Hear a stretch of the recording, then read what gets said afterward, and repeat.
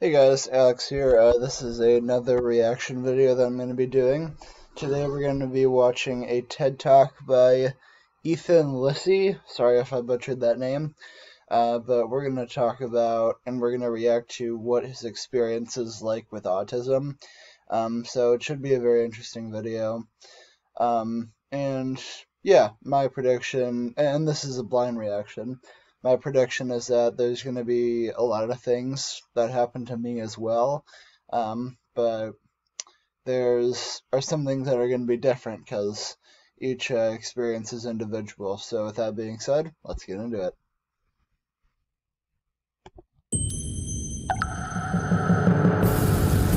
I always love these intros. Ideas worth spreading. Autism is something that many people know about.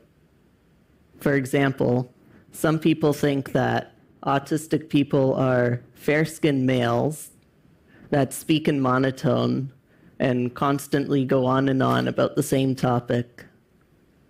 Some people think that autistic... That's me. He's pretty accurate in that case.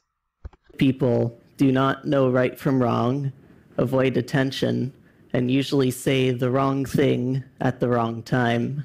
Some people think that autistic people are socially awkward and lack humor and empathy. Now, if you agree with... So, yeah, those are a lot of common stereotypes that non-autistic people tend to have.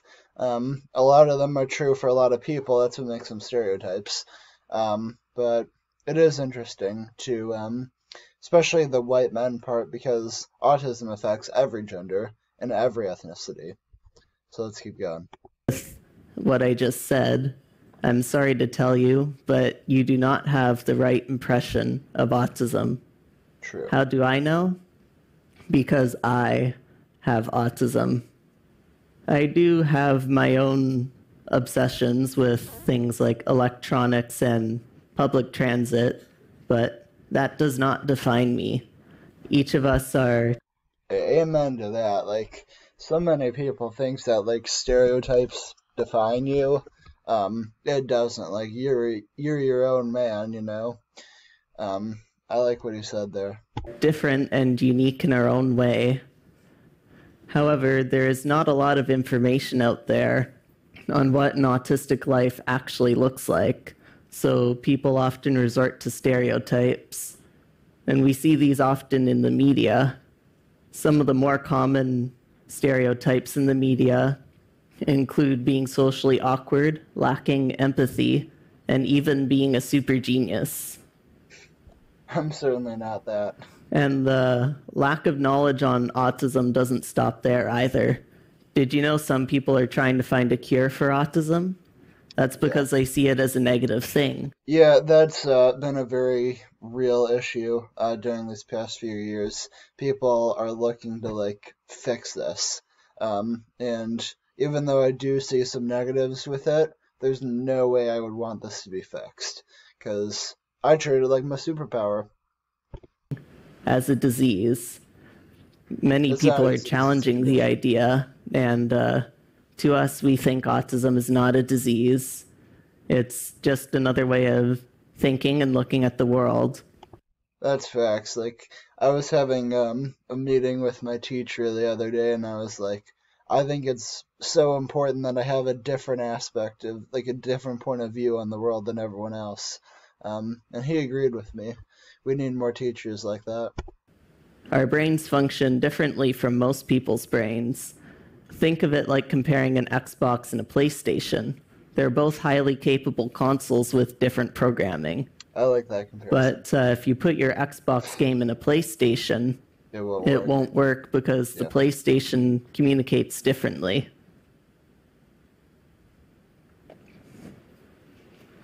When I look in the mirror, I see someone who thinks differently. Oh, and I also see nice hair. He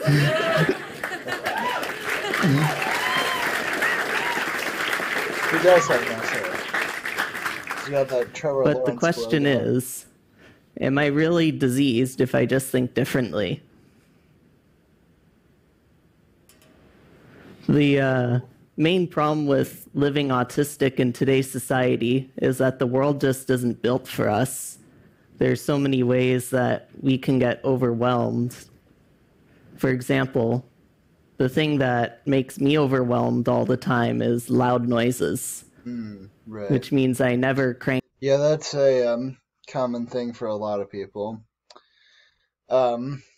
I mean, personally, loud noises don't get to me at all. In fact, I really like loud noises.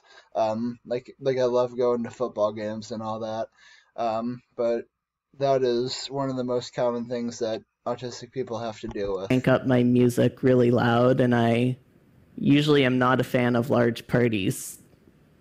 But other people on the spectrum might get overwhelmed with things like bright lights or strong smells or gooey textures that all have the potential to create anxiety.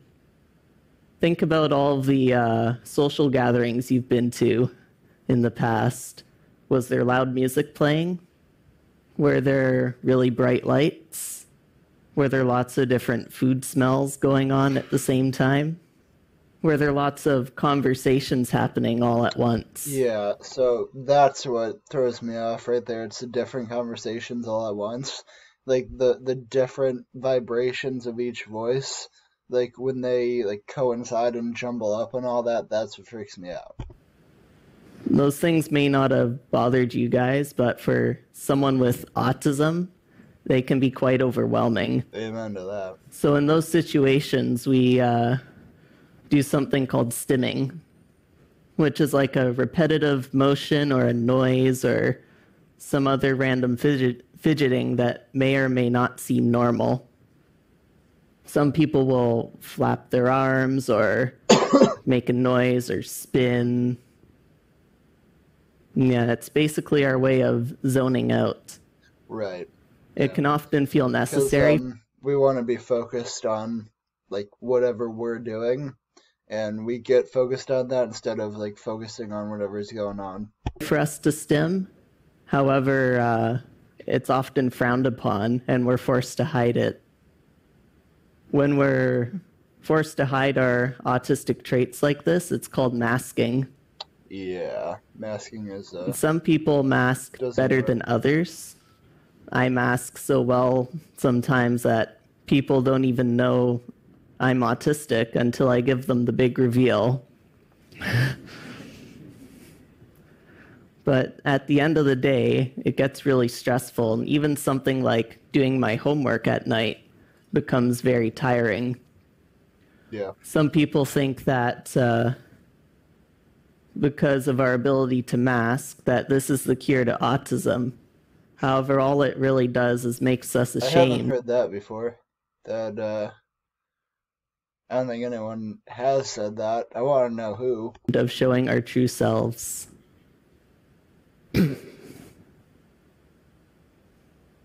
Another common stereotype that is often associated with autism is that autistic people lack empathy. And again, this is not true.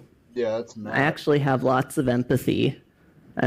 See, I actually think empathy is increased by what we have gone through, generally speaking, because like we know the social challenges that we face. So when we see like other people missing out on stuff, we feel a lot of empathy for them, generally. Just not really good at showing it.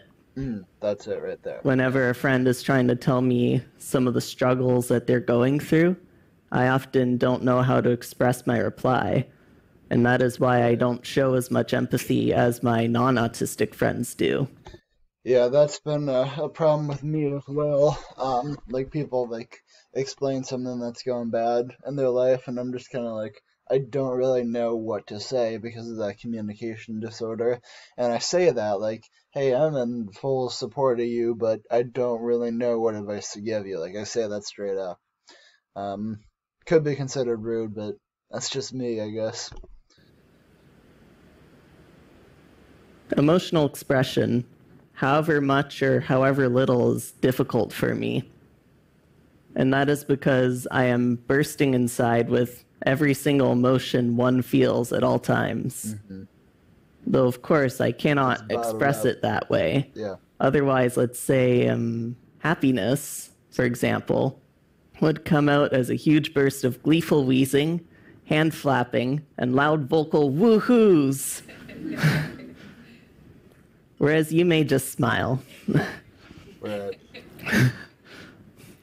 Whether it be receiving an awesome birthday gift or listening to a tragic story on the news, I cannot really express my reply without bursting, so once again, I have to mask it in order to...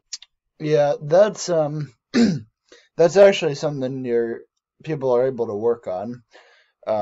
They're able to like I've done a bunch of classes where I can kind of like stream it out and like in smaller bursts, I guess. That's something I worked on in elementary school, and I've gotten better at that. to appear normal. My inner feelings are unlimited, but my mind only lets me express extremes or nothing. So I'm not great with my emotions, and I communicate differently. And because of that, I was diagnosed with autism spectrum disorder. And this diagnosis helps me and my friends and family to know how my mind works. Right, and it also teaches them how to help if they're willing to, because there are tons of resources, and they can find them if they're looking for it. And in the world, approximately 1% of the population is diagnosed with autism spectrum disorder, and this number is growing. Yeah. However, we are still a big minority, and there are still lots of people that do not see us as equals to other people. So this is my that's true. family, and in my family, there is one other person who is also autistic. My mother. Yes, adult women can also be autistic. Yeah, they can. I've never really understood this like stereotype that they can't. It just doesn't make any sense. Like, it can affect anyone. It's a neurological disorder. Like, it can affect anyone. Doesn't matter. My dad and my brother are both non-autistic. Sometimes it can be a bit difficult for us to communicate with each other, however. Sometimes I'll say something like, oh, Toronto's Union Station, right? Thinking that I can help them to remember certain aspects of it. When they get confused, I often have to elaborate myself on that. Yeah, that's a problem I have. That's definitely a problem I have. It's like I say like I think something for a really long time, and then I just kind of like blurt it out, and it's just something unrelated to the conversation. So everyone's just like, "What are you talking about?" And then I have to back that up. That is relatable. And we often have to say things in a number of different ways so that everyone understands. However, despite all that, we all love each other and respect each other as equals. In his book, Neurotribes, author Steve Silberman states that autism and other mental conditions should be seen as naturally human, naturally part of a human spectrum, and not as defects. And this is something that I agree. That's a good point. Autism is not only a spectrum in itself, it's part of the human spectrum. I like that mentality. To completely. If autism was seen as part of a natural human spectrum, then the world could be designed to work better for autistic people. I am not ashamed of my autism, and I may not think like you or act like you, but I'm still human, and I am not diseased. Thank you. I like that guy. I like that guy a lot. Yeah, he treats autism as a superpower, and I can appreciate that. So, yeah, guys, this is going to be the end of the video. If you enjoyed, please like, subscribe, and share. See you in the next one.